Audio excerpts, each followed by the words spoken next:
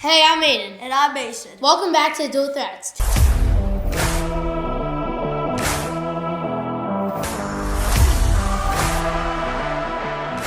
Today we have a guest with us. Let's welcome Nolan. Yeah. So let's just jump right in. The Chiefs beat the Lions. Let's really talk about that. I really thought the Lions would win that game. Everybody did. You're obviously a Chiefs fan, so you're probably really happy. And it wasn't just like a close; it was a blowout. It was like way. After the game, Juju Smith-Schuster got in a fight with Brian Branch. Yeah, I really. Juju Smith-Schuster was trolling with that. I know, but Brian Branch, he should have given some more sportsmen. Like he didn't have a Patrick Mahomes, and Patrick Mahomes just fried him. That's probably why. Yeah, I mean, the Lions really thought they were going to win that game. They were coming in with a good mindset. Had a good win last week. Had a good record. Yeah, had a good record. And then they lose to the, what were they, 2-3 Chiefs? Yeah, 2-3 because now they're 3-3. Yeah. But still, great win by the Chiefs. Yeah. I mean, they have Amon-Ra, St. Brown, Jahmyr Gibbs, and David Montgomery, and they still lost. And J-Mo. Yeah, but Amon-Ra didn't play as big as a role as he usually does. Well, Amon-Ra doesn't. He usually just gets yards. He doesn't usually get touchdowns. But Sam Laporta for the Lions, he's been having a breakout past couple of games. He had like 22 fantasy points last week, like 15 this week. The Chiefs, Rashee Rice just got back from a suspension, and he already got hurt again. I don't know how serious it is. I don't think it's too serious, but coming right back into the game and getting hurt. The Chiefs are hurt. They don't have like anyone to throw to. Travis Kelce. Yeah, Travis Kelce's. He's pregnant. Travis Kelce's done. He's done. Time to retire. You know. Yep. Yeah. Xavier Worthy. He's fast. That's it. He can catch. He's tiny though. Is he still hurt or is he back? He's back. Unless he got hurt. Got hurt by Travis Kelce week 1, like play 5, something like that. And then Rashee Rice is just like going off, like running the ball and then throwing the ball. Rashee Rice was gonna have a great year before the consequences of his own actions got a hold of him, being a race car driver. All right, next let's talk about the MVP race. Who do you guys think will win? I think right now Baker Mayfield's looking like the real MVP. Did you see that 3rd and 14 run? He got out, like 2 people were trying to sack him. He got out and ran for 14 yards, extending the ball for a first down. I mean, Baker's good, but like Jonathan Taylor right now, he's like running the ball like a superstar. And he's like carrying the Colts to like a 5-1 record right now. Yeah, everybody likes Daniel Jones, and he thinks like he's the quarterback, so he's like the main attraction of the Colts offense. But like when he gets sacked or something, and like he's a little shaken up, you could just hand the ball to Jonathan Taylor and get 5 yards. He's reliable. Well, you guys really think Jonathan Taylor or Baker Mayfield? I think like Matthew Stafford or Dak Prescott. Matthew Stafford is showing right now, despite his age, and his back injury from like everybody was worried from about the that. Preseason, right? He's still shown to be a top 5 quarterback. He is a top 5 quarterback. And then Dak Prescott, nobody's really remembered how good he was because he's been hurt the past couple seasons. But even with CeeDee Lamb out, he's been producing, great numbers. Wait, we forgot about the receiving yards leader, Jackson Smith-Njigba. Do you think he might be in the race too? Ohio State wide receiver, of course he's in the race. Of course he says that.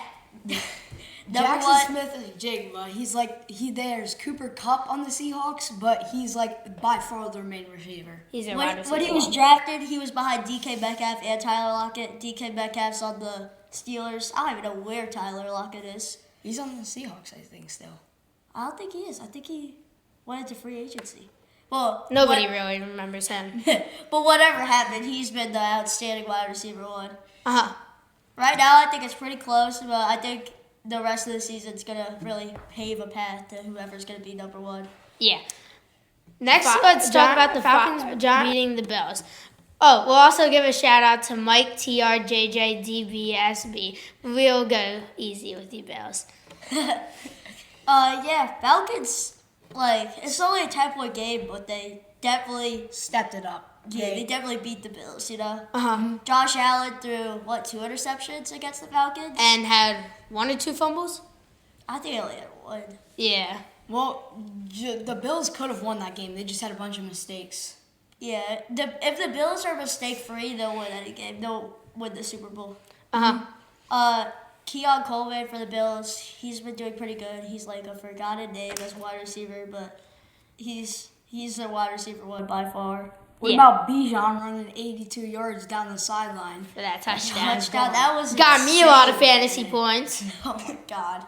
The Falcons look disappointed going into this week, but they stepped it up to beat the Bills. So they got a lot of momentum going into this week. Drake London and Madden, at least, is a top 5 wide receiver. I don't know about in the real NFL, but he's definitely good.